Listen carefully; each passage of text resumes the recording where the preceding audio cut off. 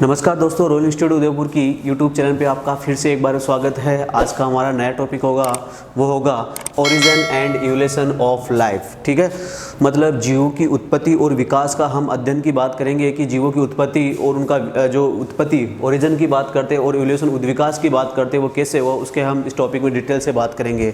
अब टोटली हम इस टॉपिक में क्या बात करेंगे, तो हम क्वेश्चनों से रिलेटेड जो भी प्रॉब्लम्स है, हमारा टॉपिक जो ये टॉपिक है वो आईसीआर के क्वेश्चनों से रिलेटेड होगा। ठीक है भाई, ओनली इसमें हम आईसीआर के क्वेश्चनों की बात करेंगे।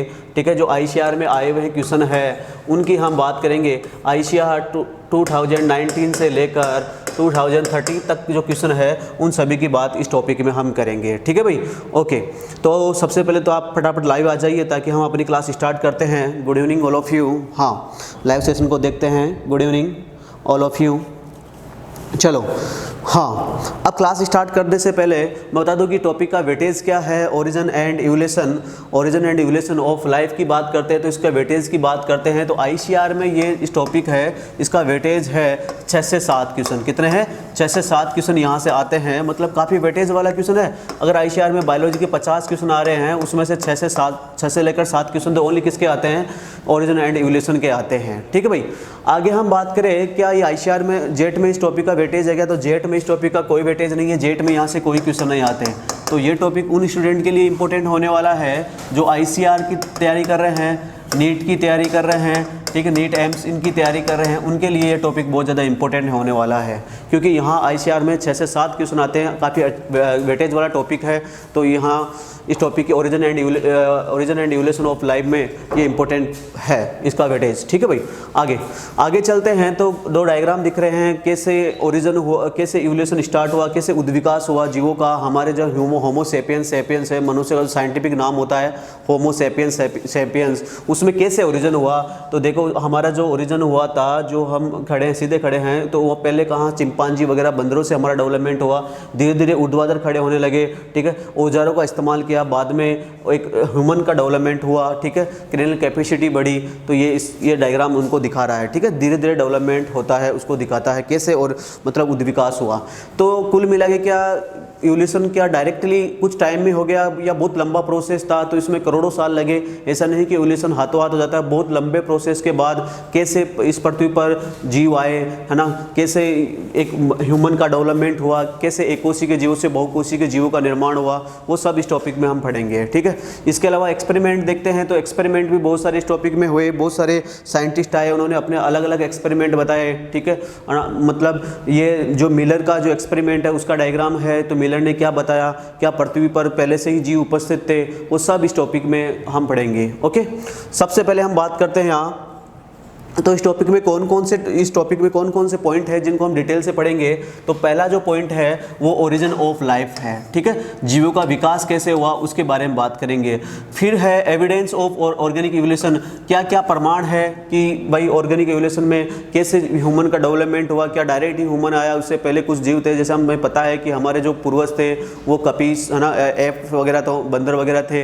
तो उनके एविडेंस कहाँ है, तो एविडेंस मोस्टली चट्टानों से देखकर हम उनके फॉसिल्स है, जीवाश्म है, चट्टानों में देखकर पता करते हैं कि हाँ ये चट्टान की आयु ज्ञात करके पता चल जाता है कि हाँ इतना पुराना जीवाश्म है। ठीक है भाई, आगे चलते हैं। थर्ड इस टॉपिक का जो थर्ड पॉइंट होगा वो होगा the theories of organic evolution. कौन कौन सी थ्योरीज है, कौन कौन से वैज्ञानिक आए, उन्होंने अलग अलग थ्योरी दी। बहुत सारी थ्योरियाँ हैं, ज़्यादा हम डिटेल में बात नहीं करेंगे, है ना। जो मॉडर्न थ्योरी है, मॉडर्न थ्योरी की बात करते हैं तो वो ओपेरन और हेल्डेन, 2 वैज्ञानिक थे। एक था ओपेरन और एक था हेल्डेन। इन्होंने मॉडर्न थ्योरी दी। ठीक है भाई, ओपेरन और हेल्डेन ने मॉडर्न थ्योरी दी। ये इंपॉर्टेंट है, ओपेरन और हेल्डेन की थ्योरी। जो मॉडर्न थ्योरी है, इन्होंने केमिकल इवोल्यूशन के बारे में बताया कि कैसे वातावरण में पहले कौन कौन सी गैसेस थी, उससे डेवलपमेंट हुआ, उससे कॉन्जर्वेट्स बने, ठीक है, प्रोटोबायोन्ट्स बने। वो सब धीरे धीरे इन्होंने इवोल्यूशन के बताया कि कैसे टेम्परेचर, जो अर्थ का टेम्परेचर धीरे धीरे लो हुआ, वो सब। तो थ्योरीज बहुत सारी है ना। बिग बैंग थ्योरी भी आपने सुनी होगी। बहुत सारे लेमार्क ने अलग थ्योरी दी, अलग अलग वैज्ञानिकों ने अलग अलग थ्योरी दी, बहुत सारी थ्योरियाँ हैं। लेकिन जहाँ से ज़्यादातर क्वेश्चन आते हैं वो ओपेरन और हेल्डेन के और मिलर का जो एक्सपेरिमेंट है वो ज़्यादा डिटेल में हम पढ़ेंगे, क्योंकि वहीं से क्वेश्चन आ रहे हैं। तो इस टॉपिक में टोटली हम क्वेश्चनों की बात करेंगे, ठीक है। मैं बता रहा हूँ कि जो इसकी समरी क्या है वो। फिर आगे चलते हैं, ह्यूमन इवोल्यूशन बहुत ईजी है ह्यूमन इवोल्यूशन, ठीक है। यहाँ से भी अभी 2018 2019 की बात करें तो यहाँ से क्वेश्चन ट्रेंड में आ रहे हैं, मतलब यहाँ से क्वेश्चन ज़्यादा आ रहे हैं ह्यूमन इवोल्यूशन से। तो ह्यूमन इवोल्यूशन ओनली 20 मिनट में आपको मैं क्लियर करवा दूंगा, ठीक है। एक ट्रिक से ही पूरा ह्यूमन इवोल्यूशन क्लियर हो जाएगा, ठीक है। एक शॉर्ट ट्रिक है, उससे हम इवोल्यूशन कौन सबसे पहले कौन आए, उसके बाद में कौन आए, होमो सेपियन जो हम है, ठीक है, वो हमारी कैरियरिंग कैपेसिटी कितनी है, हमने क्या क्या डेवलपमेंट किया, उससे पहले जो पूर्वज आए हमारे उन्होंने क्या डेवलपमेंट किया, उनकी हम बात करेंगे। तो ये बहुत ईजी है, ठीक है। फिर जियोलॉजिकल टाइम स्केल, ठीक है, ये इंपॉर्टेंट है क्योंकि यहाँ से एक क्वेश्चन आना फिक्स है भाई, 1 से 2 क्वेश्चन यहाँ से आना फिक्स है, तो ये इंपॉर्टेंट है जियोलॉजिकल टाइम स्केल, ठीक है। पीरियड्स की बात करें, एरा क्या है, इपोक क्या है, उनकी हम बात करेंगे। तो ये समरी हो गई इस टॉपिक की, ओके। तो यहाँ से टोटली 5 पॉइंटों पे हम बात डिस्कस करेंगे और यहीं से लगभग 5 से 6 क्वेश्चन बनते हैं।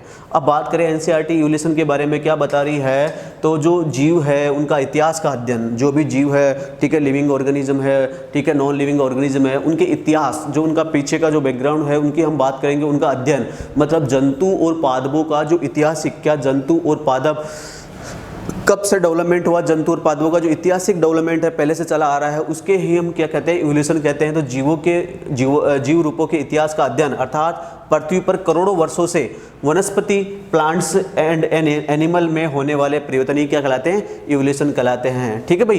तो फोना एंड फ्लोरा में जो इवोल्यूशन हो रहा है करोड़ों वर्षों से अर्थ पर, उसे ही क्या कहते हैं, इवोल्यूशन कहते हैं। जो विकास डेवलपमेंट हो रहा है उसे इवोल्यूशन कहते हैं। अब इवोल्यूशन टर्म की बात करते हैं, वो किसने दी, तो वो सबसे पहले दी हर्बर्ट स्पेंसर ने सबसे पहले इवोल्यूशन टर्म दी। तो इवोल्यूशन टर्म देने वाले कौन थे, हर्बर्ट स्पेंसर ने सबसे पहले इवोल्यूशन टर्म दी। ये भी कभी आ जाए क्वेश्चन, तो ध्यान रखना कि जो इवोल्यूशन टर्म थी, वो जो वर्ड था, इवोल्यूशन शब्द है, वो सबसे पहले किसने दिया, हर्बर्ट स्पेंसर ने सबसे पहले दिया, ठीक है। तो ये पॉइंटों की बात करेंगे, ये पॉइंट सारे इंपॉर्टेंट है क्योंकि हर साल इन सभी से एक क्वेश्चन आना फिक्स है। जियोलॉजिकल टाइम स्केल अभी 2019 2018 की बात करें तो यहाँ से ज़्यादा प्रिपेयर कर रहे हैं एग्जामिनर क्वेश्चन उठाने की, ठीक है। ओके, आगे चलते हैं। आगे हम चलते हैं, सबसे इंपॉर्टेंट बात करते हैं इस टॉपिक का। सबसे इंपॉर्टेंट जो एक्सपेरिमेंट है वो हेराल्ड यूरे, ठीक है, हेराल्ड यूरे और स्टैनले मिलर का एक्सपेरिमेंट है, ठीक है। तो किसका है, यूरे एंड मिलर, 2 वैज्ञानिक थे, यूरे एंड मिलर। इन्होंने शिकागो यूनिवर्सिटी में एक्सपेरिमेंट, है ना, शिकागो यूनिवर्सिटी के स्टूडेंट थे। इन्होंने एक्सपेरिमेंट किया कि इन्होंने ऐसा इंस्ट्रूमेंट तैयार किया, ऐसा कल्चर मीडिया तैयार किया जो पुराने आदिकाल को जो डेवलपमेंट था ह्यूमन का, उस मतलब जो भी डेवलपमेंट हुआ ना, इवोल्यूशन हुआ, उसको बेसिस पर ध्यान रखते हुए कि कैसा उस टाइम पे कैसा होगा, उस मीडियम को ऐसे मीडियम मतलब ऐसा इंस्ट्रूमेंट तैयार किया जिससे पता लग जाए कि उस टाइम पे ये गैसेज होगी तो क्या क्या बना होगा। ये इंपॉर्टेंट है क्योंकि यहाँ से हर साल, अभी मैं क्वेश्चन सोल्व कराऊंगा तो हर साल एक क्वेश्चन यहाँ से फिक्स आ रहा है, ठीक है। तो आईसीआर के सबसे इंपॉर्टेंट टॉपिक अगर हम बात करें तो यहाँ से क्वेश्चन आने की संभावना ज़्यादा है, ठीक है। अब मिलर के एक्सपेरिमेंट की बात करते हैं। 2 वैज्ञानिक थे, यूरे एंड मिलर, ठीक है, शिकागो यूनिवर्सिटी के स्टूडेंट थे। तो इन्होंने ये इंस्ट्रूमेंट लिया। इस इंस्ट्रूमेंट में क्या किया, सबसे पहले तो इन्होंने एक यहाँ चैम्बर लिया। इस चैम्बर में गैसेज थी CH4, NH3 और H2O। कौन कौन सी गैसेज थी, CH4, NH2, NH3 और H2, ठीक है। ये गैसेज थी, 3 गैसेज थी। जबकि यहाँ इंस्ट्रूमेंट देखा तो यहाँ H2O थी, जल था, जल को यहाँ क्या किया, इसको हीट किया, गर्म किया, तो इसमें इसके अलावा क्या था, H2O था, क्या था, H2O। ये सब इसको यूज़ किया इस एक्सपेरिमेंट में। मतलब यहाँ जल को जब को हीट किया तो यहाँ वेपर बनी, वाटर वेपर बनी। ये वेपर यहाँ से होते हुए कहाँ आई, इस चैम्बर में आई। इस चैम्बर में कौन कौन सी गैसेज थी, तो CH4, मीथेन, अमोनिया और हाइड्रोजन, 3 गैस थी। अब मीथेन, अमोनिया और हाइड्रोजन।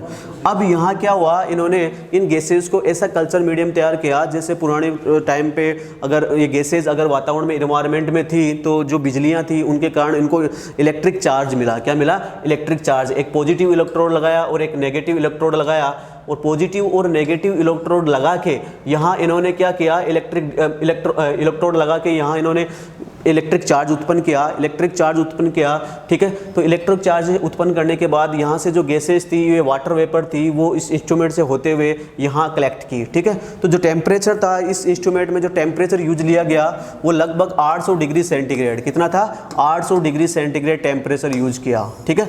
लगभग एक सप्ताह तक इन्होंने इस इंस्ट्रूमेंट में लगभग 800 डिग्री सेंटीग्रेड तापमान उपयोग किया, ठीक है। आगे चलते हैं, जो इलेक्ट्रोड थे, ये इलेक्ट्रोड थे वो टंगस्टन से बने हुए थे, किससे, टंगस्टन से मिलकर बने हुए इलेक्ट्रोड थे, और इलेक्ट्रोडों को इलेक्ट्रिक चार्ज उत्पन्न किया, तो ये वेपर, ये गैसेज, मीथेन, अमोनिया और हाइड्रोजन, ये सब इनको यूज किया। अगर इन गैसेज के रेशो की बात करें तो 2:1:1, ठीक है। CH4 2, अमोनिया 1, और जो हाइड्रोजन था वो भी कितना था, 2, इनका जो रेशो था ये था, ठीक है। तो एग्जाम में क्वेश्चन आता है कि इनका रेशो कितना है, तो CH4 ratio ammonia ratio hydrogen की बात करते हैं, तो 2:1:2 इस अनुपात में इन गैसों को उपयोग लिया, ठीक है। अगर हम बात करें मीथेन, अमोनिया और हाइड्रोजन की बात करें तो इन रेशो में, इन अनुपात में इनको यहाँ इलेक्ट्रिक चार्ज किया। फिर यहाँ से जो इलेक्ट्रिक चार्ज हुआ, अब ये होता हुआ जो वेपर थी, ये वेपर H2O जिसको जलवाष्प बोलते हैं, ठीक है, जल की वाष्प बन गई, वेपर बन गया, ये सब इस इंस्ट्रूमेंट से होते हुए यहाँ कलेक्ट किए गए, ठीक है। यहाँ कलेक्ट हुआ ये सारा मटेरियल यहाँ। अब इनमें क्या बने कि जो मटेरियल था, इधर से वेपर आई, इधर से मीथेन, अमोनिया, हाइड्रोजन आई, ये सब इंस्ट्रूमेंट में होते हुए यहाँ कलेक्ट हुआ, तो वहाँ क्या बना, ठीक है भाई। तो ध्यान रखना यहाँ इलेक्ट्रोड इंपॉर्टेंट है, कौन सा इलेक्ट्रोड किससे मिलकर बने हुए थे, टंगस्टन से। जो टेम्परेचर यूज लिया वो कितना था, 80,000 डिग्री सेंटीग्रेड था, ठीक है। आगे चलते हैं, तो अब यहाँ एक कंडीशनर लगाया, कंडीशनर का काम था ठंडा करना, मतलब जो भी अमोनिया, मीथेन, हाइड्रोजन और वेपर था उसको ये ठंडा करता गया, और यहाँ आके स्टोरेज हो गया सारा इंस्ट्रूमेंट, जो भी बना वो, मतलब जो भी कल्चर मीडिया मिला वो यहाँ आकर इंस्ट्रूमेंट हुआ। अब देखते हैं यहाँ इस कल्चर मीडिया में क्या थे, तो यहाँ थे अमीनो अम्ल, क्या थे, अमीनो एसिड थे। तो इन्होंने देखा, तो यहाँ इनको एक जो रेडिश कलर का जो इंस्ट्रूमेंट, जो मटेरियल मिला, रेडिश कलर का, थोड़ा रेड कलर का इंस्ट्रूमेंट मिला इनको, जो मटेरियल मिला वो था अमीनो एसिड। क्या था, अमीनो एसिड था, ये अमीनो एसिड प्राप्त हुआ, ठीक है भाई। अमीनो एसिड, इसके अलावा कुछ ऑर्गेनिक मटेरियल भी था इसमें, ठीक है। ये सब यहाँ इस इंस्ट्रूमेंट में लास्ट में प्रोडक्ट के रूप में प्राप्त हुए। अब अमीनो एसिड की बात करते हैं तो कौन कौन से अमीनो एसिड थे जो लास्ट में जो मेटर बना, ठीक है। ये टेम्परेचर के बाद में जो अमीनो एसिड था, अमीनो अम्ल था, इसमें हम देखते हैं तो इसमें 3 प्रकार के अमीनो अम्ल थे, वेरी वेरी इंपॉर्टेंट। पहला था ग्लाइसिन,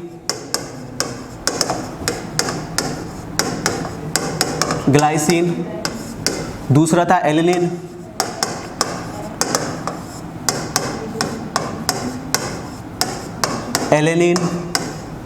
और जो थर्ड था वो था एस्पार्टिक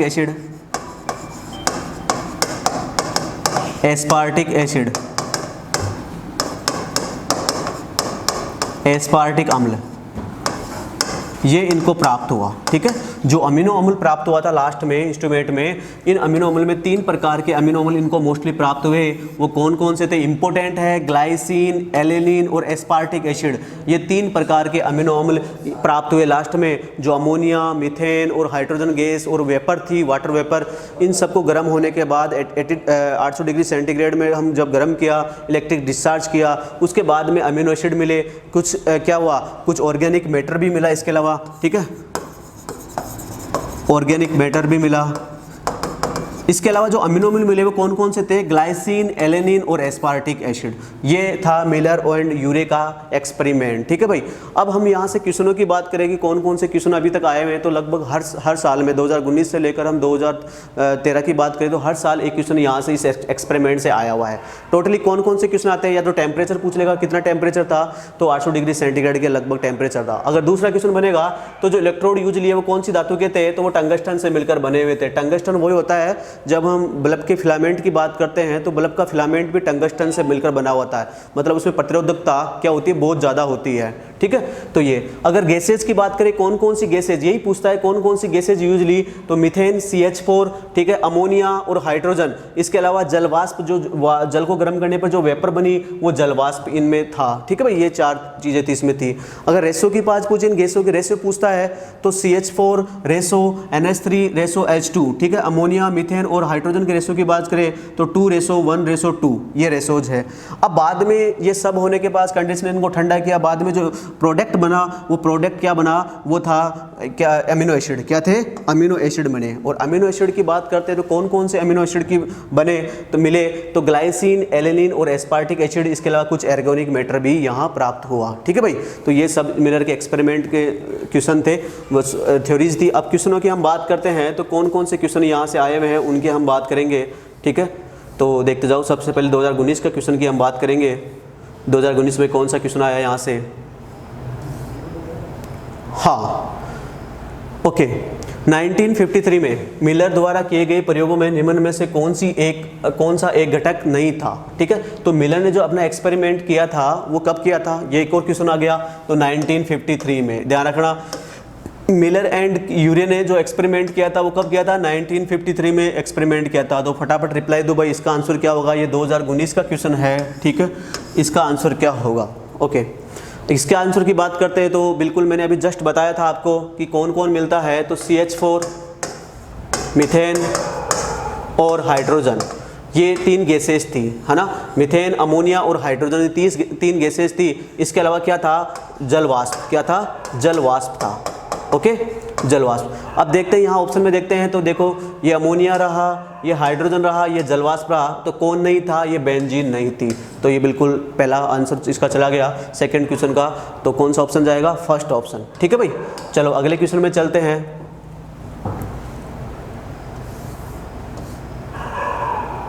हाँ, क्वेश्चन नंबर 5 है, 2019 का है, ये भी 2019 में सेकंड क्वेश्चन। देखो पहला क्वेश्चन आया था वो हमने इजी वे में कर लिया। अब सेकंड क्वेश्चन की बात करते हैं तो निम्न में से कौन सा पदार्थ स्टैनले मिलर के प्रयोगात्मक फ्लास्क में मौजूद नहीं था। तो which of the following was not present in the experiment of flask of Stanley Miller. ठीक है भाई, तो कौन नहीं था, मीथेन नहीं था, अमोनिया नहीं था, अमीनो अम्ल नहीं था, या न्यूक्लियोटाइड नहीं था। रिप्लाई दो इसका, इनमें से कौन मौजूद नहीं था। अभी जस्ट हमने बताया था आपको पहले वाले क्वेश्चन में कि यहाँ कौन कौन था, तो CH4 था, NH3, ठीक है, मीथेन था, अमोनिया था, हाइड्रोजन था और जलवाष्प थी, जलवाष्प थी। ठीक है, ये सब मौजूद थे। अगर रेशो की बात करें तो 2:1:2। अगर इनके हम गैसेस की रेशो की बात करें तो ये रेशो था। अब इनमें से देख ले, मीथेन है बिल्कुल एक्सपेरिमेंट में था।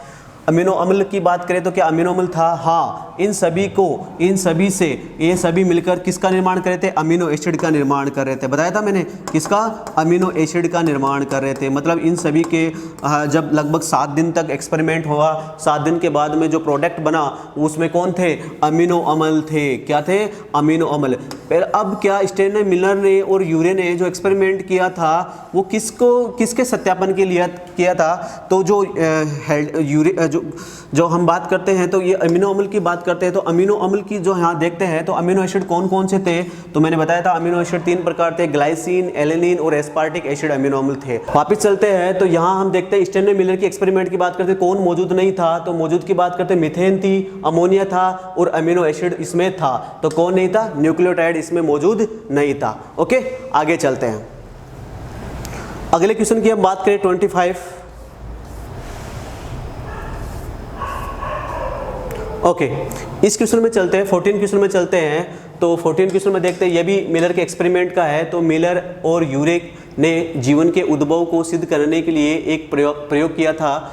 इसके लिए उन्होंने निम्न में से कौन सी गैस ली थी। ठीक है, तो Miller and Urey perform by experiment of provide the organic of life the two gases. कौन सी गैसेज थी उसमें, है ना, इनके एक्सपेरिमेंट में कौन कौन सी गैसेज थी। तो वो भी सेम वही क्वेश्चन है। ठीक है, जो 2019 में आया था 2 बार, सेम वही है। तो बताओ भाई कौन सा आएगा इसका आंसर। तो हम देखते हैं, मीथेन थी, जलवाष्प था, हाइड्रोजन था, लेकिन ब्यूटेन नहीं था, ये गलत हो गया। ओके, आगे चलते हैं, अगला क्वेश्चन देखते हैं। इस अगला ऑप्शन देखते हैं, मीथेन था, इथेन नहीं था। इथेन की बात करते हैं तो क्या है, मीथेन और इथेन अलग है। मीथेन की बात करते हैं, मीथेन CH4। इथेन की बात करेंगे CH3 अलग अलग है भाई, तो इथेन नहीं था, तो ये भी गलत हो गया। ठीक है, अगला एक्सपेरिमेंट, अगले ऑप्शन में चलते हैं। CH4 अमोनिया, हाइड्रोजन, जलवाष्प तो बिल्कुल था, ये सब गैसेस थी। ठीक है, और जलवाष्प भी था, जबकि यहाँ भी इथेन आ गया, ये भी क्या हो गया, गलत। तो कौन सा जाएगा, सेकंड। कौन सा जाएगा, सेकंड। ठीक है, थ्योरी क्लियर करने के बाद ये बिल्कुल मैं सारे क्वेश्चन करवा रहा हूँ, वो बिल्कुल समझ में आ गए होंगे आपके। आगे चलते हैं। ओके,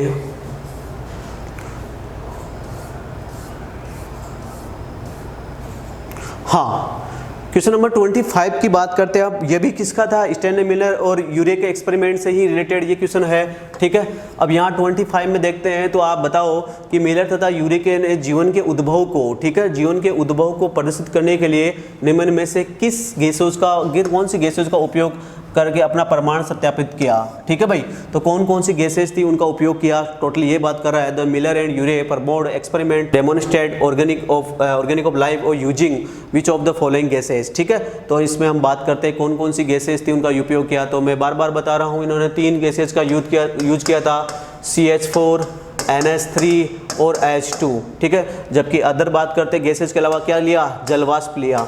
अब यहाँ ऑप्शन में आप देख लो। ठीक है, ऑप्शन में आप देखोगे तो मीथेन, हाइड्रोजन, अमोनिया, जलवाष्प, बिल्कुल पहला सही है। यहाँ इथेन आ गया, ये गलत हो गया। कार्बन डाइऑक्साइड नहीं आएगा, ये गलत हो गया। ब्यूटेन नहीं आएगा, ये गलत हो गया। तो कौन सा, फर्स्ट ऑप्शन। ठीक है भाई, समझ में आ गया सबके। ओके, आगे चलते हैं। अगले हम क्वेश्चन की बात करेंगे। फिर देखो 2015 में फिर क्वेश्चन आ गया यहाँ से, 2015 में फिर मिलर के एक्सपेरिमेंट से, मतलब हर साल मिलर के एक्सपेरिमेंट से एक क्वेश्चन आ रहा है। ठीक है भाई, यहाँ चलते हैं। तो मिलर के प्रयोग में निम्न में से कौन सा एक अमीनो अम्ल संश्लेषित होते हुए नहीं पाया गया। ठीक है भाई, कौन सा एक अमीनो एसिड था जो मिलर के एक्सपेरिमेंट में ऐसा कौन सा अमीनो एसिड था जो मिलर के एक्सपेरिमेंट में सिंथेसाइड नहीं हुआ। सिंथेसाइड की बात करते हैं, संश्लेषित नहीं हुआ तो मिलर के एक्सपेरिमेंट में। तो मैंने बताया था मिलर के एक्सपेरिमेंट में जो अमीनो एसिड मिले थे वो 3 प्रकार के अमीनो एसिड थे। अमीनो अम्ल की बात करते हैं तो कौन कौन से थे। सबसे पहले हम बात करते हैं ग्लाइसिन। पहला कौन था, ग्लाइसिन की बात करते हैं तो क्या ग्लाइसिन इसमें है, बिल्कुल ग्लाइसिन है। दूसरा हम बात करते हैं, दूसरे अमीनो अम्ल की बात करेंगे तो था एलेनिन। क्या एलेनिन है, बिल्कुल एलेनिन भी ऑप्शन में है। तो दूसरा जो था वो था एलेनिन, ये थर्ड ऑप्शन में आपको मिल रहा है। और तीसरे की बात करते हैं वो एस्पार्टिक एसिड। एस्पार्टिक एसिड मतलब ये तीनों अमीनो एसिड यहाँ मौजूद थे। अब हम ऑप्शन में चलते हैं, क्या एस्पार्टिक अम्ल था, बिल्कुल था। एलेनिन था, बिल्कुल था। ग्लाइसिन था, हाँ। तो कौन सा नहीं था, ग्लूटेनिक अम्ल नहीं था। कौन सा नहीं था, ग्लूटेनिक अम्ल नहीं था। तो इसका हम पूछ रहे हैं, नहीं था, सिंथेसाइड नहीं था, तो कौन सा नहीं था, सेकंड। ओके, ये 27 भी हो गए। तो हमने देखा कि मिलर के एक्सपेरिमेंट से हर साल एक क्वेश्चन आ रहा है और वो तो गैसेज से, या तो गैसेज से रिलेटेड था या इसके इलेक्ट्रोड से रिलेटेड आ सकता है। इलेक्ट्रोड कौन सा था, टंगस्टन का था। या इसमें जो अमीनो एसिड थे वो कौन कौन थे, तो ग्लाइसिन, एलेनिन और एस्पार्टिक एसिड, 3 प्रकार के अमीनो अम्ल थे। ओके, आगे चलते हैं। हाँ, आगे क्वेश्चन देखते हैं और कौन कौन से क्वेश्चन आए हुए हैं। ये लो 2014 में भी, मतलब 2019 में भी देखा हमने, 18 में भी देखा, 17 में भी देखा, 16 में भी देखा, फिर 15 में भी देखा, 14 में भी क्वेश्चन आया हुआ है। हर साल यहाँ से क्वेश्चन आए हुए हैं, वही सेम क्वेश्चन वही रिपीट हो रहा है।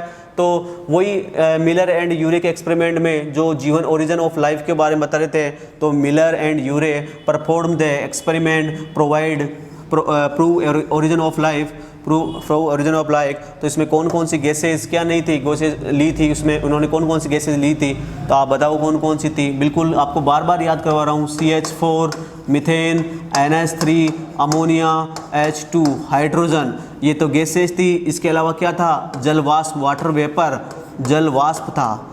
ठीक है, जलवाष्प था। अगर रेशो की बात करें यहाँ तो 2:1:2, ठीक है, 2:1:2, ठीक है, ये रेशोज था। इसके अलावा जलवाष्प मौजूद थी। तो देख लो यहाँ पहले ऑप्शन को देखते हैं, मीथेन, इथेन गलत हो गया। सेकंड, पहला ऑप्शन गलत हो गया, इथेन आ गया। फिर चलते हैं मीथेन, अमोनिया, हाइड्रोजन, जलवाष्प, ये सही है बिल्कुल। अगले ऑप्शन को भी देखते हैं, इंग्लिश में भी देखते जाना। मीथेन, इथेन, ये गलत हो गया। फिर यहाँ देखते हैं ब्यूटेन, ये गलत हो गया। तो कौन सा? Second option. यहाँ भी हम देखते हैं मीथेन, अमोनिया, हाइड्रोजन और वाटर वेपर, ये भी बिल्कुल सही है। तो कौन सा? Second option. अब देख रहे हो कितने इजी क्वेश्चन आते हैं, वही सेम क्वेश्चन, ठीक है। आगे चलते हैं, इसी से रिलेटेड और क्वेश्चन देखते हैं। तो इससे रिलेटेड यही क्वेश्चन थे भाई, ठीक है। तो ये मिलर का एक्सपेरिमेंट क्या हुआ? कंप्लीट। आगे हम चलते हैं क्वेश्चनों पे। अब इम्पोर्टेंट 2019 के क्वेश्चन पे चलते हैं। 2019 के क्वेश्चनों को हम देखेंगे। हाँ, ओके, ये 2019 का क्वेश्चन था, ये भी आईसीआर का क्वेश्चन था। आईसीआर 2019 के क्वेश्चन में देखते हैं तो ये जियोलॉजिकल टाइम स्केल से है। किससे है? जियोलॉजिकल टाइम स्केल से। ये क्वेश्चन क्या पूछ रहा है कि भू सरीसृप के विकासविद इतिहास के दौरान पाए जाने वाले सरीसृप की तरह संभवतः एक मछली निम्न में से कौन थी? मतलब ऐसी मछली जो किसके समान थी, है ना। ओके, एक मिनट, हाँ,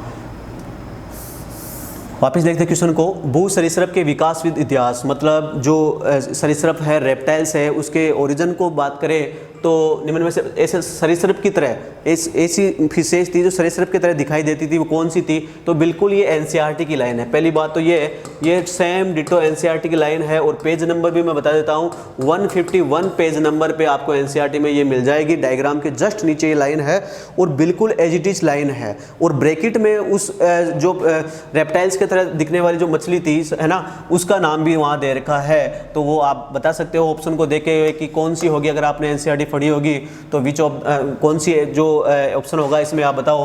पेलिकोसोरस होगा, ट्राइनोसोरस होगा, थेरोप्सिड होगा या इक्तियोसोरस होगा? बताओ भाई फटाफट। तो इसका जो आंसर होगा वो होगा इक्तियोसोरस। क्या होगा? इक्तियोसोरस। ऐसी मछली की तरह दिखने वाला क्या था? रेप्टाइल्स था। ओके भाई, तो इक्तियोसोरस। अब देखो, अब हम डायनासोर की बात करते हैं तो लगभग 50 मिलियन वर्ष पूर्व डायनासोर इस पृथ्वी से क्या हो गए? विलुप्त हो गए, ठीक है। अचानक क्या हो गए? विलुप्त हो गए। तो इसको बहुत सारे कारण है डायनासोर के विलुप्त होने का। कोई तो जलवायु परिवर्तन मानता है, कोई उल्कापिंड के गिरने के कारण मानता है, बहुत सारे इसके कारण है डायनासोर के कारण। मोस्टली हम बात करते हैं इन्वायरमेंट चेंजेस, इन्वायरमेंट जो जलवायु परिवर्तन है, इन्वायरमेंट ऐसी कंडीशन पैदा हुई होगी जो डायनासोर के लिए क्या नहीं थी? सूटेबल नहीं थी, ठीक है। तो ये कारण हो सकता है, ठीक है। तो इसमें जो सरीसृप के जो मछली के समान दिखने वाली जो सरीसृप था, है ना, तो ठीक है, तो पाई जाने वाले सरीसृप की तरह संभवतः एक मछली कौन सी थी? तो इक्तियोसोरस थी। कौन थी? इक्तियोसोरस। इसके जस्ट नीचे एक आप लाइन देखोगे, इसके जस्ट नीचे हम लाइन की बात करते हैं। जब एनसीईआरटी में पेज नंबर 151 की बात करोगे तो वहां दे रखा है कि ट्राइनोसोरस रेकस। कौन? ट्राइनोसोरस रेकस की बात करते हैं। ये सबसे बड़ा डायनासोर था, सबसे लार्जेस्ट डायनासोर की। ये भी एनसीईआरटी की लाइन है। अब 2019 में ये लाइन आई, ठीक है। क्या पता 2020 में ये लाइन भी आ सकती है कि सबसे बड़ा डायनासोर कौन था? तो ट्राइनोसोरस रेकस सबसे बड़ा डायनासोर था। इसकी बात करते हैं, इसकी लंबाई की बात करते हैं तो लगभग 20 फीट लंबा था। कितना था? 20 फीट ऊंचा या लंबा था, 20 फीट ऊंचा था, ठीक है। ऊंचाई की हम बात करते हैं तो लगभग 20 फीट ऊंचा था, डायनासोर था। ओके भाई, 20 फीट उसकी ऊंचाई थी। और इसके जो दांत थे वो डरावने थे। अभी हम डायग्राम में बताऊंगा आपको कि इसका डेवलपमेंट कहाँ से हुआ। इस डायनासोर का डायग्राम भी दिखा देंगे आपको, ठीक है। जब आप एनसीईआरटी पढ़ोगे तो इस डायनासोर को आप देख सकते हो, ठीक है। ये जो मैं ट्राइनोसोरस रेकस की बात कर रहा हूं, ट्राइनोसोर रेकस, ठीक है, यह है ट्राइनोसोरस। अब देखो यहाँ से कौन कौन से क्वेश्चन आ सकते हैं। हम 2019 का क्वेश्चन सोल्व करे थे, 2020 में कौन कौन सी प्रोबेबिलिटी है। सबसे पहले तो ट्राइनोसोरस रेकस की बात करें तो ये सबसे बड़ा डायनासोर है, लार्जेस्ट है, सबसे बड़ा डायनासोर है। सबसे इसकी ऊंचाई की बात करें, ठीक है, तो लगभग 20 फीट ऊंचा ये डायनासोर होता है, 20 फीट ऊंचा डायनासोर है। इसके जो दांत होते हैं वो डरावने थे, ठीक है। डायग्राम में आप देखो अच्छे से दिख जाएंगे डरावने कैसे दांत, है ना, बिल्कुल ये। अब इसका ओरिजिन किससे हुआ? तो इसका ओरिजिन हुआ ब्रेंकियोसोरस से। किससे हुआ? ब्रेंकियोसोरस से। ये एक फैमिली ट्री है, डायनासोर का क्या है? फैमिली ट्री है, एनसीईआरटी में दे रखा है, ठीक है। अब ब्रेंकियोसोरस की बात करते हैं, ब्रेंकियोसोरस की हम बात करते हैं तो ब्रेंकियोसोरस से किसका निर्माण हुआ? ट्राइनोसोरस का। अभी जस्ट मैंने एग्जांपल उसमें ऑप्शन में भी था ब्रेंकियोसोरस, तो ब्रेंकियोसोरस से किसका निर्माण हुआ? ट्राइनोसोरस। तो अभी तक हमने 3 डायनासोर की बात की। वापिस चलते हैं, कौन कौन से डायनासोर की बात की, ठीक है, बहुत ईजी है। हाँ, ये देखो मैंने बताया था कि जो कौन से रेप्टाइल्स, है ना, कौन से रेप्टाइल्स थे सरीसृप की तरह, सरीसृप की संबंधित मछली थी, वो कौन सी थी, तो वो थी इक्तियोसोरस। मतलब रेप्टाइल्स की तरह दिखने वाली एक मछली थी जो जल में थी, जो बाद में थल पे आने लगी धीरे धीरे, ठीक है, तो वो कौन थी, इक्तियोसोरस थी, ठीक है। यही हम बात करें ट्राइनोसोरस भी है, ट्राइनोसोरस भी है, ठीक है। ट्राइनोसोरस का निर्माण किससे हुआ, ब्रेंकियोसोरस से। अभी मैंने जस्ट बताया कि ट्राइनोसोरस का डेवलपमेंट किससे हुआ, ब्रेंकियोसोरस से इनका डेवलपमेंट हुआ। ये क्वेश्चन भी आ सकता है कि फैमिली ट्री में हम देखते हैं तो ये ब्रेंकियोसोरस है, ये ब्रेंकियोसोरस से किसका निर्माण हुआ, ट्राइनोसोरस का। और ये ट्राइनोसोरस की बात करते हैं, सबसे बड़ा है, लगभग 20 फीट ऊंचे डायनासोर होते हैं, डरावने डायनासोर होते हैं। इधर चलते हैं, इधर भी क्या क्वेश्चन बन सकता है क्या, बिल्कुल यहां से भी फैमिली ट्री में क्वेश्चन बन सकता है। ये स्टीगोसोरस है, कौन है, स्टीगोसोरस। स्टीगोसोरस की बात करते हैं, स्टीगोसोरस से किसका निर्माण होता है, अगर फैमिली ट्री में देखते हैं स्टीगोसोरस से किसका निर्माण होता है, टेरिकोसोरस का। किसका, टेरिकोसोरस का, टेरिकोसोरस का निर्माण होता है। चलो बहुत जोरदार क्वेश्चन मिल गए। अगर यहाँ से एग्जामिनर बनाएगा तो बहुत जोरदार क्वेश्चन बनाएगा। वैसे तो हम बात करते हैं ट्राइनोसोरस रेकस की, ठीक है। तो ब्रेंकियोसोरस से किसका डेवलपमेंट होता है, ट्राइनोसोरस का, जबकि स्टीगोसोरस से किसका निर्माण होता है, टेरिगोसोरस का निर्माण होता है। ये फैमिली ट्री है भाई, इससे इसका ओरिजिन हुआ और इससे बाद में ये कन्वर्ट हुए। अब यहाँ चलते हैं, बीच में कौन कौन थे, तो आर्कियोप्टेरिक्स, नाम तो सुना होगा आर्कियोप्टेरिक्स आपने, बिल्कुल। अगर कनेक्टिव लिंक की बात करें आर्कियोप्टेरिक्स तो जरूर नाम सुना होगा आर्कियोप्टेरिक्स का नाम जरूर सुना होगा, ठीक है। ये पक्षी, एवीज और रेप्टाइल्स की कनेक्टिव लिंक है, योजक कड़ी है। मतलब रेप्टाइल्स, इसके कुछ कैरेक्टर तो रेप्टाइल्स के समान है और कुछ कैरेक्टर किसके समान है, एवीज के समान है। एक एक कैरेक्टर की बात कर रहा हूँ। एवीज के समान इसमें क्या होते हैं, तो एवीज के जैसे इसमें एक क्या पाई जाती है, इसमें बीक चोंच पाई जाती है। जबकि रेप्टाइल्स के समान की बात करें तो इसके जो रेप्टाइल्स के समान कैरेक्टर की बात करते हैं तो इसके चोंच में जो जबड़े होते हैं, जबड़ों में क्या पाए जाते हैं, दांत पाए जाते हैं। तो ये रेप्टाइल्स के किसके, रेप्टाइल्स के समान कैरेक्टर है। इसमें फेदर्स प्रेजेंट होते हैं, ठीक है। वो किसका कैरेक्टर है, एवीज का कैरेक्टर है। तो आर्कियोप्टेरिक्स क्या है, कनेक्टिव लिंक है, योजक कड़ी है। आधे लक्षण तो इसमें किसके हैं, पक्षियों के हैं, और आधे लक्षण किसके हैं, आधे लक्षण रेप्टाइल्स के हैं। तो आर्कियोप्टेरिक्स।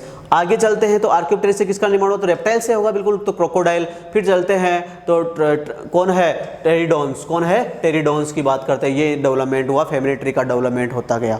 तो इस डायग्राम से काफी क्वेश्चन बनते हैं। अगर एनसीईआरटी में देखोगे तो फैमिली ट्री आपको दिख जाएगा।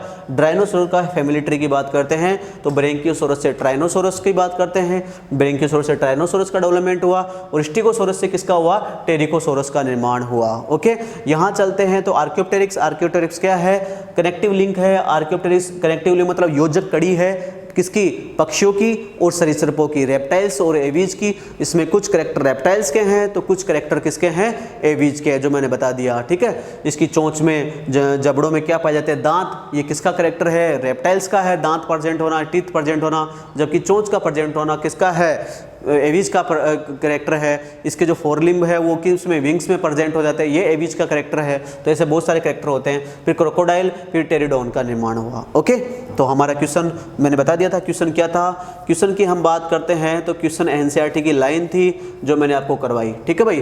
तो क्वेश्चन क्या था कि सरीसृप जो क्या है, समुद्र एक मछली कौन सी थी, इक्तियोसोरस। मैंने बता दिया इसका कौन सा ऑप्शन आएगा, इक्तियोसोरस। बाकी सिर्फ आसपास वाले क्वेश्चन एनसीईआरटी की लाइन की हम बात करते हैं तो ट्राइनोसोरस रेकस की बात करते हैं तो लार्जेस्ट मैंने बता दिया था, ठीक है। तो ये तो सेकेंड ऑप्शन। ओके, अगला क्वेश्चन की हम बात करते हैं 2019 के क्वेश्चन की बात की। अब क्वेश्चन अगला चलते हैं। ओके, क्वेश्चन नंबर 3 ये भी 2019 का है और ये भी डायग्राम से ही आया हुआ है। अभी जस्ट हम देखेंगे, ये भी डायग्राम का क्वेश्चन है। 2019 का क्वेश्चन नंबर 3, आप फटाफट आंसर बताओ कि निम्नलिखित में से कौन सा स्तनधारी के पूर्वजों को निरूपित करता है, मैमल्स के, ठीक है। तो which of the following represent ascent mammals. Ascent mammals के क्या कर रहा है, पूर्वजों को, जो जस्ट पूर्वज है जो उनको क्या कर रहा है, दर्शा रहा है। तो कौन है, सेरोप्सिड है, थेकोडोंट्स है, साइनोप्सिड है, या कौन है, थेरोप्सिड्स है। बताओ भाई फटाफट कौन सा आएगा इसमें, सेरोप्सिड आएगा, थेकोडोंट आएगा, साइनोप्सिड आएगा, या थेरोसिडस आएगा। ओके, इसको देखते हैं। ये भी डायग्राम से उठकर आया हुआ है। ये 2019 के पेपर का क्वेश्चन है। 2019 में देखते हैं तो ये भी एनसीईआरटी का ही क्वेश्चन है ना। हमें पता नहीं चलता क्वेश्चन कहाँ से आया, बिल्कुल इजी है, ज़्यादा कुछ है ही नहीं इनमें। आप देखते जाओ डायग्राम को। ये रहा, इसकी बात करते हैं इस क्वेश्चन की, जो आईसीआर 2019 का क्वेश्चन है, इसको हम देखते हैं। तो ये आप देखोगे तो ये भी डायग्राम एनसीईआरटी में दे रखा है। अब देखो इसमें क्या क्या दे रखा है, पर कुछ पता नहीं चल रहा। पता चलने के लिए क्या चलना पड़ेगा, ये कल्प है ना, एराज है इधर, ठीक है। तो उनकी बात तो हम नहीं करेंगे क्योंकि यहाँ क्वेश्चन में उनकी बात ही नहीं की। अब देखते हैं, यहाँ हमें दो शब्द मिले, एक तो साइनोप्सिड्स और एक सेरोप्सिड, ठीक है। साइनोप्सिड समझना भाई, साइनोप्सिड और एक है सेरोप्सिड। सबको समझ में आ रहा होगा उम्मीद है, साइनोप्सिड और सेरोप्सिड, ठीक है। उस क्वेश्चन को समझाने के लिए पहले डायग्राम को समझाता हूं ताकि आपको रटना ना पड़े। आप समझ के क्वेश्चन को करें कि भाई इससे रिलेटेड कोई दूसरा क्वेश्चन आ जाए तो रटना नहीं है। क्या पता हम क्वेश्चन को रट लिए लेकिन अगला क्वेश्चन इसी से रिलेटेड आ जाए तो क्या कैसे समझेंगे। अब बात करते हैं, आपको ये जो ब्रांचेस दिख रही होगी वो तो दिख रही होगी भाई, कहाँ से कौन सी ब्रांच निकल रही है। सबसे पहले यहाँ से चलते हैं। ये इरली रेप्टाइल्स थे जो एक्सटेंट हो गए, विलुप्त हो गए। ये छिपकली के समान रेप्टाइल्स थे, बिल्कुल छिपकली के जैसे दिख रहा है। ये रेप्टाइल्स है, छिपकली नहीं है। छिपकली के समान क्या थे, डायनासोर थे, छिपकली के समान या रेप्टाइल्स थे। अब यहाँ से देखो दो ब्रांच बढ़ रही है, एक तो ऊपर जा रही है ना, वो अलग अलग भागों में बढ़ रही है। जबकि एक देखते हैं तो केवल एक सिंगल आ रही है और सिंगल आके केवल मैमल्स में जा रही है। ओनली किस में जा रही है, मैमल्स में जा रही है। तो हम देखते हैं कि इस जो रेप्टाइल्स था, इससे एक ब्रांच तो इधर ऊपर निकल गई जो काफी ब्रांचों में बट गई, लेकिन एक ब्रांच जो सीधी है वो केवल किस में जा रही है, मैमल्स, स्तनधारियों में जा रही है ना। स्तनधारी मैमल्स मतलब स्तनधारियों में जा रही है, उसकी हम बात करेंगे।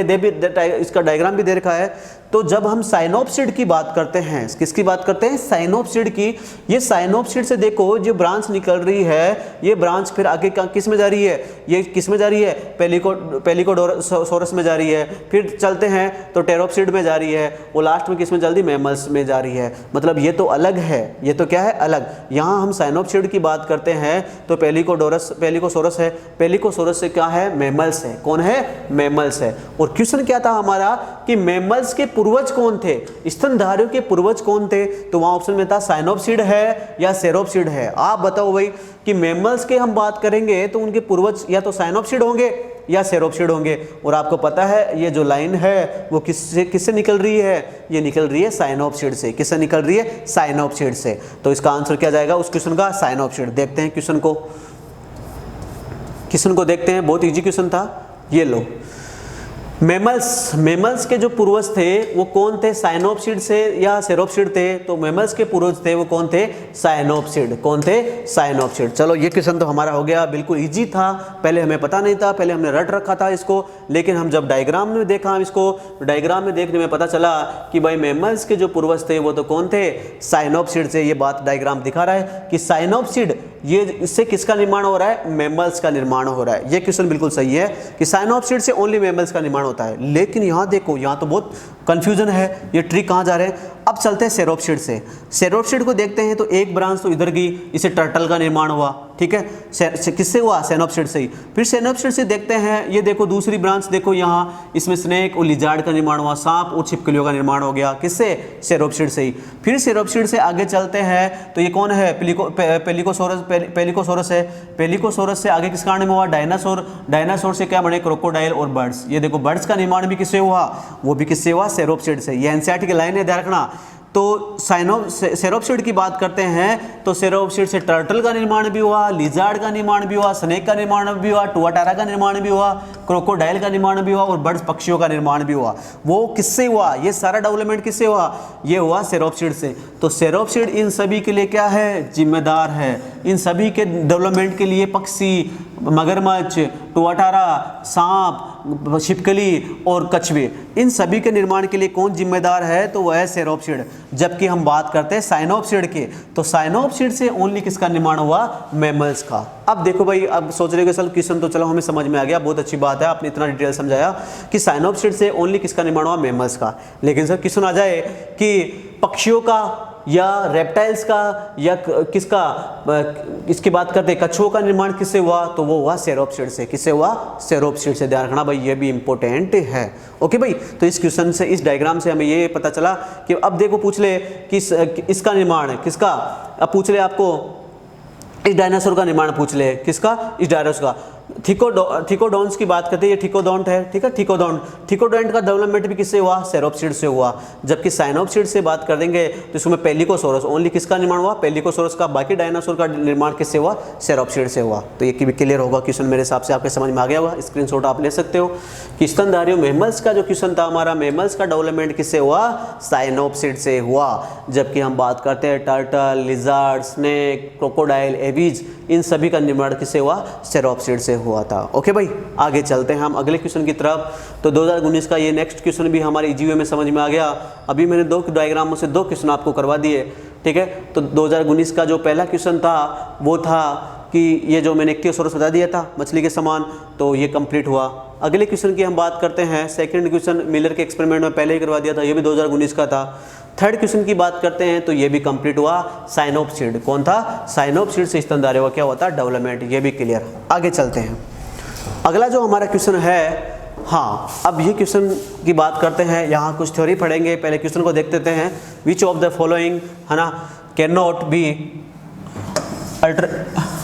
अट्रीब्यूट टू डार्विन्स, ठीक है। तो निम्न में से किसमें डार्विन को, निम्न में से किसके लिए डार्विन को श्रेय नहीं दिया जाता, ठीक है भाई, ठीक है। ओके, किसके लिए अट्रीब्यूट नहीं है डार्विन्स, तो हम देखते हैं कौन कौन से ऑप्शन है। सबसे पहले है description of finches of Galapagos island, ठीक है। तो गैलापागोस द्वीप की आनुवंशिकता, ठीक है भाई, पहला ऑप्शन हो गया। दूसरा हम ऑप्शन देखते हैं विभिन्नताओं की आनुवंशिकता, तो हेरिडिटी ऑफ वेरिएशन, ठीक है। तीसरा ऑप्शन देखते हैं उत्परिवर्तन के कारण होने वाली प्रजातिकरण, ठीक है, तो स्पेसिएशन ड्यू टू म्यूटेशन, ठीक है। फोर्थ ऑप्शन देखते हैं अपने वातावरण के प्रति अनुकूलित हुई वेष्टियों के अधिक बच्चे, ठीक है भाई। तो यहाँ देखते हैं मोर ऑफस्प्रिंग, मतलब और रिप्रोडक्टिव, ठीक है। तो इसके लिए कौन सा होगा, इन सभी की हम बात करते हैं। तो डार्विन की हम बात करते हैं। डार्विन जाने माने साइंटिस्ट है, तो डार्विन को बारे में सब कुछ डिटेल में तो अभी इस क्वेश्चन में बताऊंगा नहीं, कुछ रफली चीज़ें जो इस क्वेश्चन को सॉल्व करने के लिए हमें डार्विन से रिलेटेड क्वेश्चन जो भी बातें हैं वो मैं बता रहा हूँ आपको, ठीक है। डार्विन से रिलेटेड कौन कौन सी बातें इंपॉर्टेंट जो एग्जाम में आ सकती है, फिर डार्विन ने कौन कौन से सिद्धांत दिए उनकी हम बात करते हैं। तो हम बात करें चार्ल्स डार्विन की बात करते हैं। चार्ल्स डार्विन ने समुद्री यात्रा के दौरान एक जहाज यूज लिया, उसका नाम है HMS बीगल जहाज, HMS बीगल। ये समुद्री यात्रा पे निकले, ठीक है। तो डार्विन ने क्या हुआ, माल्थस से काफ़ी प्रेरित थे। माल्थस जिन्होंने पॉपुलेशन थ्योरी दी थी, माल्थस पॉपुलेशन थ्योरी, जनसंख्या सिद्धांत जो दिया था, किसने दिया था, माल्थस ने, ठीक है। उनसे प्रेरित थे, उनकी बुकों से प्रेरित थे। और उन्होंने क्या किया, डार्विन ने, इनके साथ एक साइंटिस्ट एक और थे, अल्फ्रेड रसेल वालेस।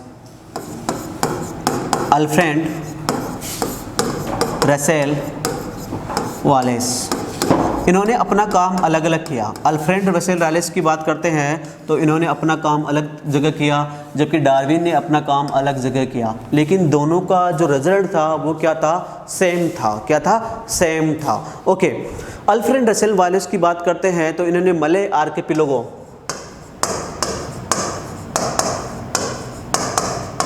मले आर्किपेलागो द्वीप पर कार्य किया। एक आइसलैंड था, आइसलैंड एक द्वीप पर काम किया। जबकि डार्विन की बात करते हैं तो डार्विन ने गैलापागोस द्वीप पर कार्य किया। कौन से, गैलापागोस, अमेरिका में द्वीप है गैलापागोस, लगभग 20 द्वीपों का एक समूह है गैलापागोस द्वीप। वहाँ इन्होंने काम किया और वहाँ इन्होंने देखा कि वहाँ एक काले रंग की चिड़िया, कौन से कलर की, ब्लैक कलर की, काले रंग की, इसके बारे में डिटेल से बताऊंगा। काले रंग की चिड़िया उन्होंने देखा जो मुख्यतः बीज बख्शी प्रकार की थी। कौन सी थी, बीज बख्शी प्रकार की थी, सीड एडिटिंग प्रकार की थी। सीड, बीज बख्शी मतलब सीड को खाने वाले प्रकार की बीज चिड़िया थी। उन्होंने क्या हुआ, वो गैलापागोस द्वीप पर थी और गैलापागोस द्वीप से अलग अलग जगह आवासों में जाकर उसने अपनी बीक थी, वो जो चोंच थी, जो चोंच या बीक का आकार क्या हुआ, अलग अलग किया। तो उन्होंने बताया इन्होंने बताया कि अनुकूलित विकिरण का क्या है उदाहरण है, एक जगह से एक भौगोलिक क्षेत्र से निकलने के बाद जिस प्रकार का भोजन अगर चिड़िया खा रही है, मोस्टली तो कौन सी थी, बीज भक्षी थी, सीड ईटिंग टाइप की थी, बीज खा रही थी, लेकिन वो अलग अलग आवासों में जाने के बाद उसकी जो बीक थी, चोंच का आकार क्या हो गया, अलग अलग हो गया। अगर उसको सतह पर भोजन मिल रहा है तो उसकी मैं आगे बताऊंगा डिटेल्स इसके बारे में, डार्विन की फिंच के बारे में बताऊंगा आपको आगे। तो काले रंग की जो चिड़िया थी उसके बारे में आगे डिटेल बात करेंगे। अब डार्विन ने क्या हुआ, डार्विन के दो मुख्य थ्योरीज थी, डार्विन की जो थ्योरीज थी उनमें दो मोस्टली थ्योरीज थी, उनकी हम बात करेंगे कौन कौन सी थ्योरीज मोस्टली डार्विन ने दी। तो हम बात करेंगे उसको डार्विनिज्म में या डार्विनवाद में समझाया गया, किसमें, डार्विनवाद में या डार्विनिज्म में समझाया गया। और इसी को बोलते हैं the theory of natural selection, प्राकृतिक वर्ण का सिद्धांत भी हम बोल सकते हैं। तो प्राकृतिक वर्ण नेचुरल सिलेक्शन की बात किसने की थी, वो डार्विन ने की थी। किसने की थी, डार्विन ने। अब डार्विन ने दो मुख्य संकल्पनाएं दी, एक तो दी साकनी अवरोहण, क्या दी, साकनी अवरोहण, और एक दिया नेचुरल सिलेक्शन। ध्यान रखना, दो मुख्य संकल्पनाएं थी, उनमें पहली थी साकनी आरोहण और दूसरी थी नेचुरल सिलेक्शन, प्राकृतिक वर्ण। इसको ब्रांचिंग डिसेंट बोलते हैं, ब्रांचिंग डिसेंट, इसके बारे में बताऊंगा आपको। और नेचुरल सिलेक्शन के बारे में आप मोस्टली सब जानते होंगे। नेचुरल सिलेक्शन क्या है, जो नेचर है वो सुटेबल को, अधिक सक्षम को ही क्या करती है, सिलेक्ट करती है, जो कमजोर होता है उसको क्या करती है, रिफ्रेश कर देती है, हटा देती है। साकनी आरोहण की बात करते हैं तो थोड़ा सा रफली बता रहा हूं मैं आपको। जैसे कोई स्पीसीज है, इस स्पीसीज से दो स्पीसीज निकली, ए और बी ने आगे फिर रिप्रोडक्शन किया, उसने सी और डी का निर्माण किया, फिर ये स्पीसीज आगे जाती है ई एफ में, ऐसे ब्रांचोज का निर्माण हो रहा है। किसका निर्माण हुआ है, ब्रांचेज। अब मान लो ये सुटेबल स्पीच थी, जो डेवलपमेंट है, ये सुटेबल नहीं थी तो ये रिफ्रेश हो गई, ठीक है, जिसके बारे में हम आगे डिटेल से बात करेंगे। साकनी अवरोहण की बात करेंगे, ब्रांचिंगल डिसेंट की बात करेंगे, वो आगे करेंगे। अब जो दो मुख्य संकल्पनाएं थी उसमें एक था साकनी अवरोहण और एक था नेचुरल सिलेक्शन। डार्विन का माद की दो मुख्य संकल्पनाएं थी। पहली बात तो ये आपको इंपॉर्टेंट ध्यान रखना है कि दो कौन सी संकल्पनाएं थी, कौन सी थ्योरीज थी उनकी। आगे चलते हैं, प्राकृतिक वर्ण, नेचुरल सिलेक्शन कुछ खास किस पर आधारित है, कुछ खास कंसेप्ट पर आधारित है, प्रेक्षणों पर आधारित है, जो नीचे दे रखे हैं। कौन कौन से खास है उनके बारे में यहाँ हम डिटेल से बात नहीं करेंगे। क्यों नहीं करेंगे, क्योंकि मैं आपको थ्योरी नहीं करवा रहा भाई, मैं ओनली क्वेश्चन को, आपको क्वेश्चन की जो क्वेश्चन से रिलेटेड जो भी आसपास के डिस्कशन है ना उनको हम क्लियर करवा रहा हूँ, क्योंकि काफ़ी वेटेज वाला टॉपिक है। अगर काफ़ी वेटेज वाला टॉपिक है तो इसके बारे में थोड़ा सा हम डिटेल में जानने की कोशिश करेंगे, क्योंकि काफ़ी वेटेज 6 से 7 क्वेश्चन वेटेज है। तो आप इस चीज़ के लिए तो बिल्कुल माइंड आउट हो जाइए कि मैं आपको थ्योरी या थ्योरी क्लास ले रहा हूँ। मैं ओनली आपको क्वेश्चन को सरल तरीके से कैसे कर सकते हैं और उनसे रिलेटेड अगर कोई आसपास से क्वेश्चन आ जाए तो कैसे आ सकते हैं। अगर 6 से 7 क्वेश्चन आएंगे तो आपको पता है इवोल्यूशन लगभग 10 से 12 क्लास का है, 10 से 12 क्लास का। इतनी क्लासेज हमारे एग्जाम के पास, एग्जाम टाइम में हमारे पास नहीं है। मैं ओनली आईसीआर के क्वेश्चन करवा रहा हूँ आपको वहाँ, ठीक है। तो आईसीआर के क्वेश्चन का मतलब है मैं ओनली क्वेश्चन से रिलेटेड बात करूँगा, लेकिन मैं डायरेक्ट रटा तो नहीं सकता, उसके लिए कुछ समझाना पड़ता है। तो उसको लेके मैं 2 से 3 क्लास में इसको कोशिश करवाने की कोशिश करूँगा। और जो 6 से 7 क्वेश्चन आते हैं तो अगर आप 2 से 3 क्लास ले रहे हो ये मेरी, तो उसी में लगभग 90% तो आपका यही कवर हो जाएगा। ओके भाई, आगे चलते हैं।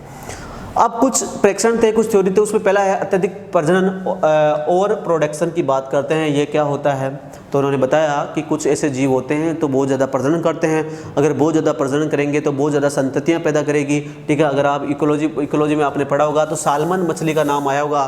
सालमन मछली जो है, सालमन मछली क्या करती है, अपने जीवन काल में बहुत सारे अंडे देती है, लगभग 2 करोड़ अंडे देती है, ठीक है, सालमन मछली।